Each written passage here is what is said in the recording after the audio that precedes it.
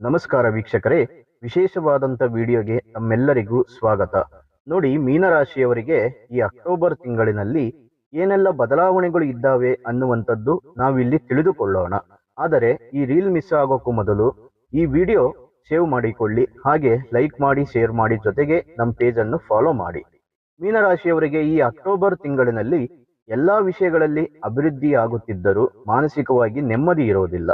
ಸಣ್ಣ ಪುಟ್ಟ ವಿಷಯಗಳಿಗೂ ಜಗಳವಾಡುವ ಮನೋಭಾವ ನಿಮ್ಮಲ್ಲಿ ಕಂಡುಬರುತ್ತೆ. ಮನೆಯಲ್ಲಿ ಅಶಾಂತಿಯ ವಾತಾವರಣ ಕಂಡುಬರಲಿದೆ.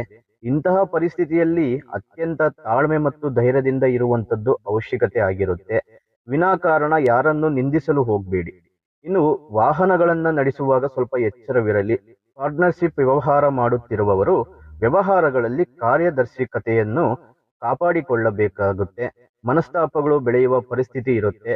ಇನ್ನು ಮಹಿಳೆಯರಿಗೆ ಒಂದಿಷ್ಟು ಅನುಕೂಲಕರ ಸಮಯ ಉಂಟಾಗಲಿದೆ.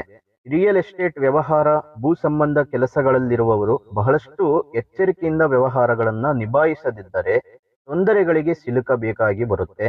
ಇನ್ನು ಈ ಅಕ್ಟೋಬರ್ ತಿಂಗಳಿನಲ್ಲಿ ಮೀನರಾಶಿಯವರು ಆಸ್ತಿ ವಿಚಾರದಲ್ಲಿ ಅಥವಾ ಕಾಗದ ಪತ್ರ ಜೊತೆಗೆ ಪೂರ್ಣವಾಗಿ ಯಾವುದೇ ಪರಿಶೀಲಿಸದೆ ಸಹಿ ಮಾಡಬೇಡಿ.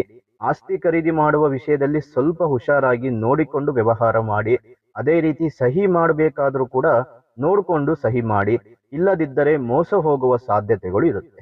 ಇನ್ನು ಮೀನರಾಶಿಯವರು ಈ ಅಕ್ಟೋಬರ್ ತಿಂಗಳಿನಲ್ಲಿ ಶ್ರೀ ಸುಬ್ರಹ್ಮಣ್ಯ ಸ್ತೋತ್ರವನ್ನು ಪಠಿಸುವುದರಿಂದ ಮುಂದೆ ಬರುವ ಸಂಕಷ್ಟಗಳಿಗೆ ಪರಿಹಾರಗಳು ಸಿಗುತ್ತೆ.